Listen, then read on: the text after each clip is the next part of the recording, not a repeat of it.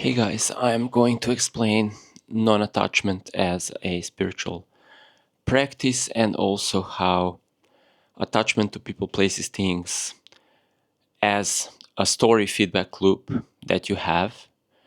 In yoga, these are called sanskaras, energetic projections that you have for everything in your life, people, pets, including your objects that you possess and clothes and everything you are connected to energetically. So these are called sanskaras, but we'll call them energy cords or attachments. And how they work, basically, these feedback loops, relationship to things, people, even concepts like self-concepts or world concepts, help you have a team. You play here in the game of life and you have a certain team. So you have places, people, concepts, and objects that you interact with. And there is an etheric and emotional connection that kind of creates a glue. So this glue keeps you in a feedback loop. As long as you are energetically connected to people, places, objects, etc., you will be grounded in a timeline where these will show up again. So when you cut cords, and I'll explain how to do that, you will no longer see these people or objects or concepts in your version of reality. However, even like saying goodbye to the things that you are attached to might be completely scary because you're going into the unknown, into the void of meaning. Okay, because these feedback loops and relationship with people, places, etc., they give you a storyline. Okay, they give you a sense of identity. Identity exists in a relationship to things. Otherwise, you are pure consciousness. Let that sink in. Identity, okay, who you are, self-concept, persona, it's a conglomerate of relationships to things, people, places, and how you relate to them.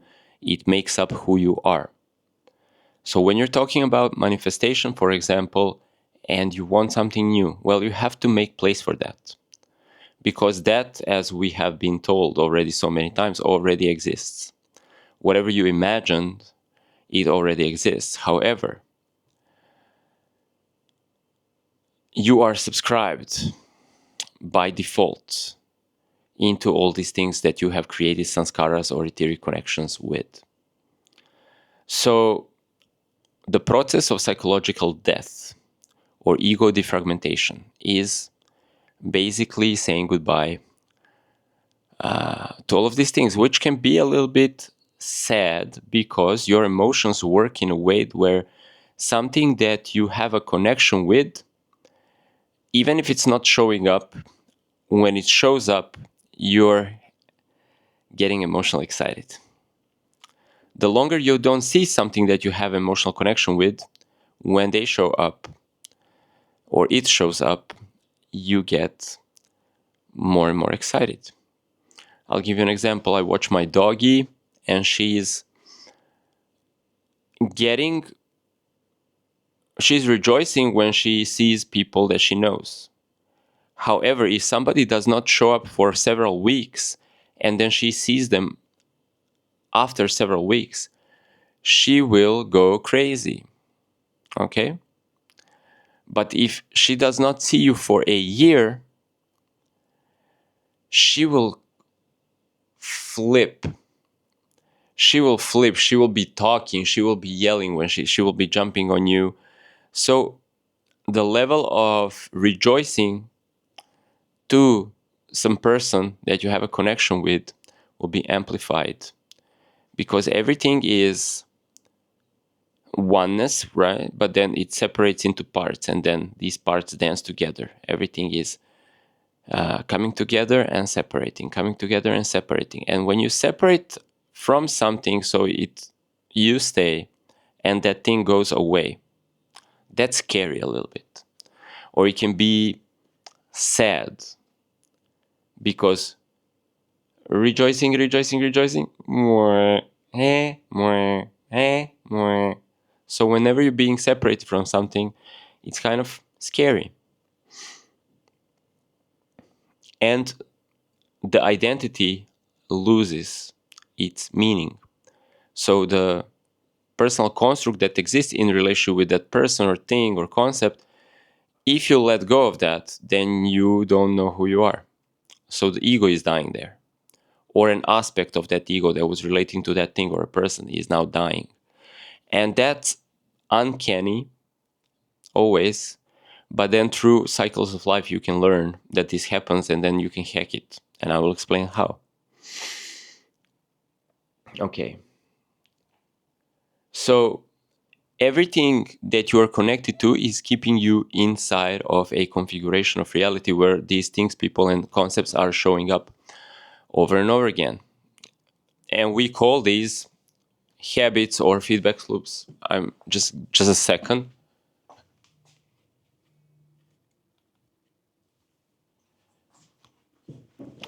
That was crazy. My phone is always on silent, and right now, people that I have energetic connection to are calling me, and they're interrupting my purpose here.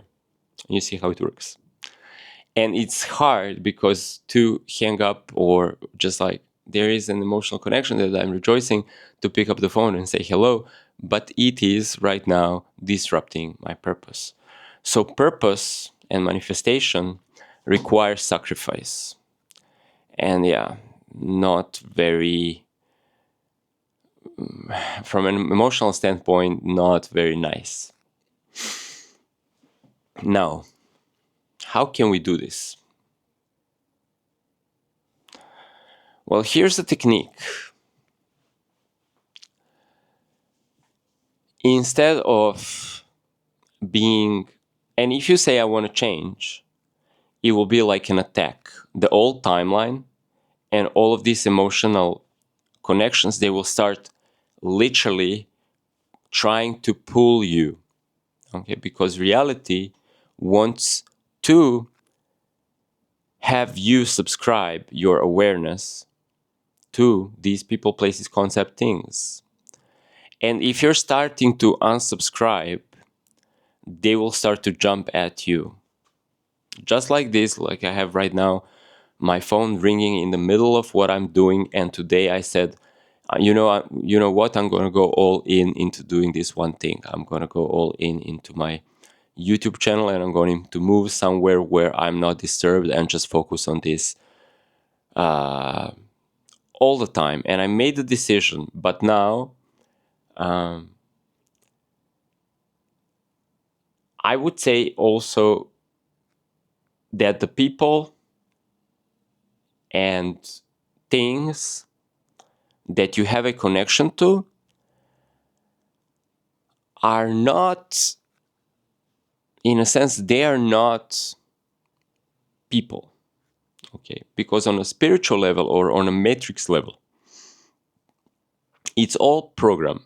So people go around, but it's all data stream that we are communicating with each other. We're information modules and then consciousness, and then we kind of like project these data streams. So when people start to pull you, let's say people, into the old timeline, this is not just the people that you love, but the program has few different modes. It's going to be testing you. It's going to do puppy eyes, the program. Okay, so not your dog, and it may be like the worst things to not be attached to are like your dog and your children. For real, guys. Your your dog and your children, and if you have also significant others, and then the program will go and it will do puppy eyes. Don't leave me, give me attention. Okay, and they will do sometimes tantrums like, hey, you're not paying attention to me, pay attention to me, pay attention to me, pay attention to me, pay attention to me, pay attention to me, give me your attention.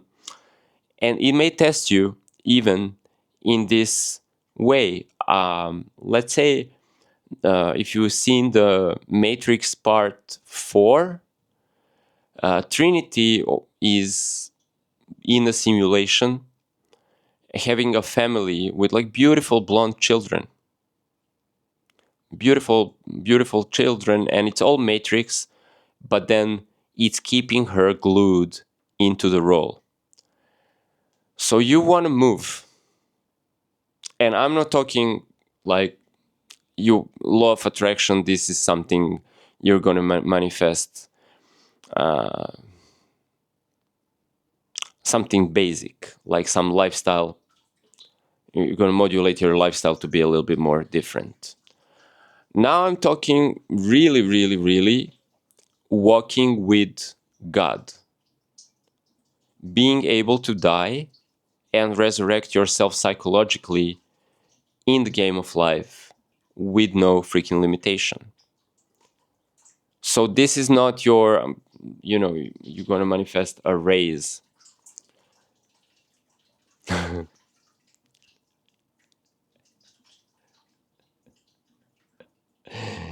It's funny how, I don't know if you can hear the water right now, but my tap just started going crazy. And it's another program that I have been experiencing and a storyline with the tap. Because you have, like, it starts leaking water or something, and then you have to do something to it. And this is not my program, but I inherited from somebody else. And then the program itself, the storyline itself, my relationship to this object, the water tap, is also just pinging me.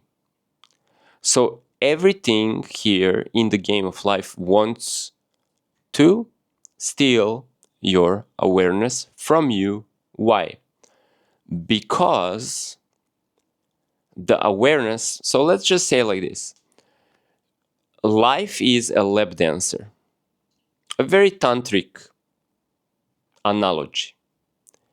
And so please, if you are a professional dancer, don't get offended. And if you're getting offended, like, what can I do? But life is a stripper. Life is a lap dancer. Life is there to create itself into all the shapes and forms and video games that will actually get consciousness to subscribe into something. This is why everybody has YouTube thumbnails in like vibrant colors where people are doing these kind of expressions, and big bold letters they say, this is how I made $1 million, copy paste my game advice. Because everybody is life, but here we are also consciousness that is called Shiva, and Shakti, that is the dance of pixels. Everything that is energy in space that is dancing and creating itself into many shapes and forms, it is seducing you. It is seducing you in order to be paid. So how does Shakti get paid? If she dances, if life fabric dances for Shiva, the consciousness, and Shiva goes and gives attention, consciousness goes, gives awareness to whatever is happening, then you got immersed into the game. However, if you want pure Shiva, if you want pure consciousness, you have to say no to everything and reserve your awareness until you get into pure Shiva. And then there's no transcendence, because transcendence already is there, pure consciousness already exists, so you can then resubscribe into another stream of information.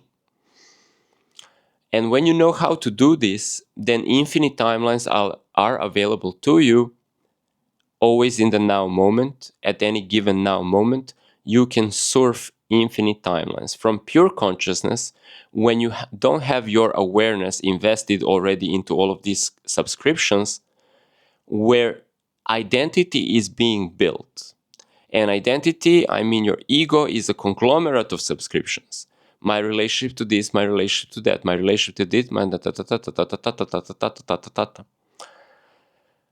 So if you don't have any relationship to anything, then the first instance of, hey, I want to know how this feels, I want to have this experience, then Shakti or life creates itself into a timeline of your chosen preference.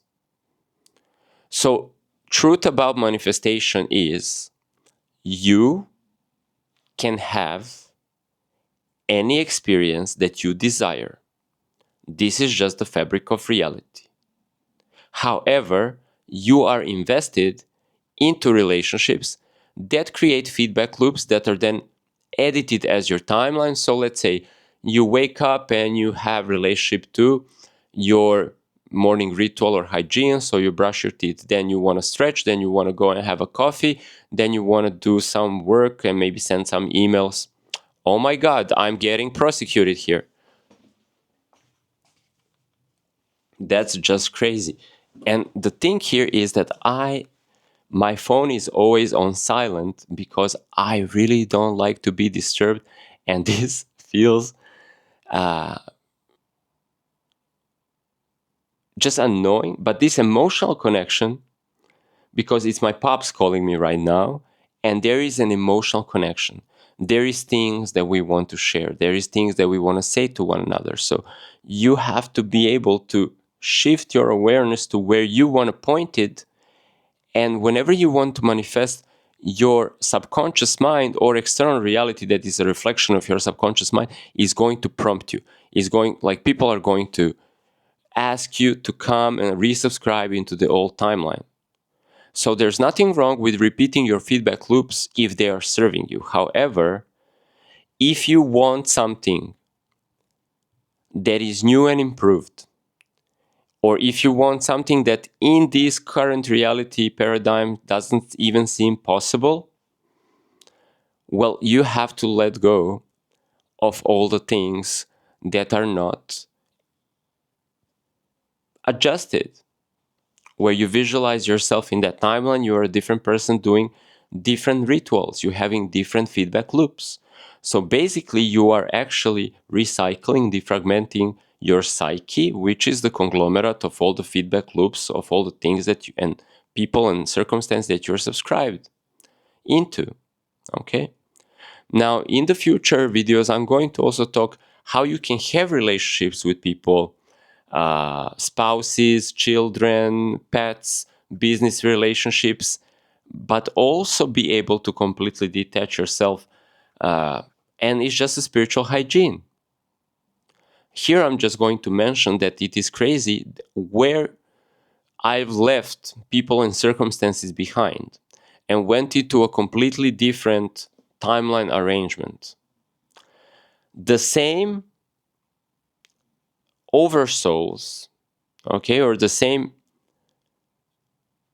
people, like personalities and even DNA configurations with the same patterning, showed up in my life after I let certain people go because we were not a frequency match anymore.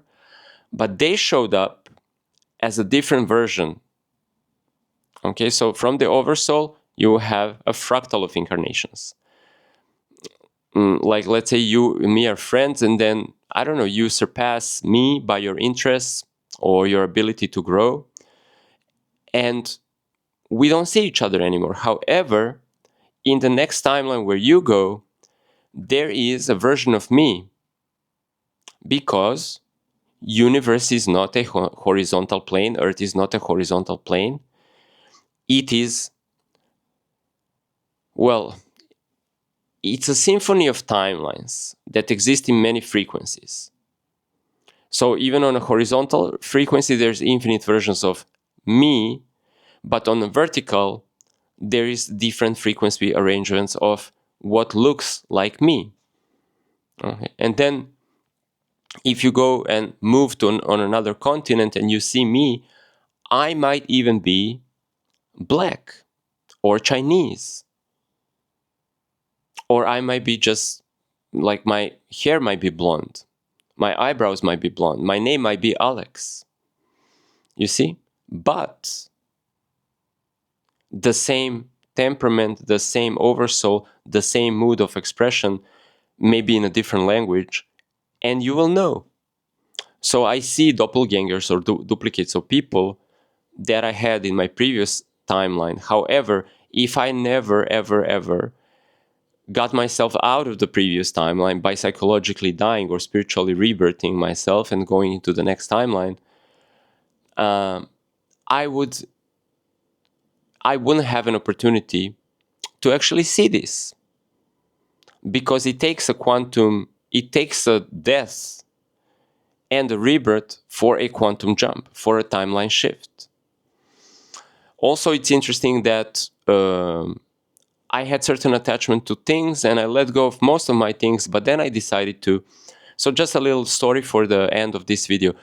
I had like a silk for yoga that you would hang from the wall, and also a TRX, which is another gimbal for just exercise. And I let go of everything. I even let go of my telephone, my bank card, my monies, and I just started traveling and manifesting my timeline without even organizing it from a physical level. However, on the physical level, I've carried a small backpack and just a few things that I wanted to have with me, like clothes. But then I thought it would be good to get these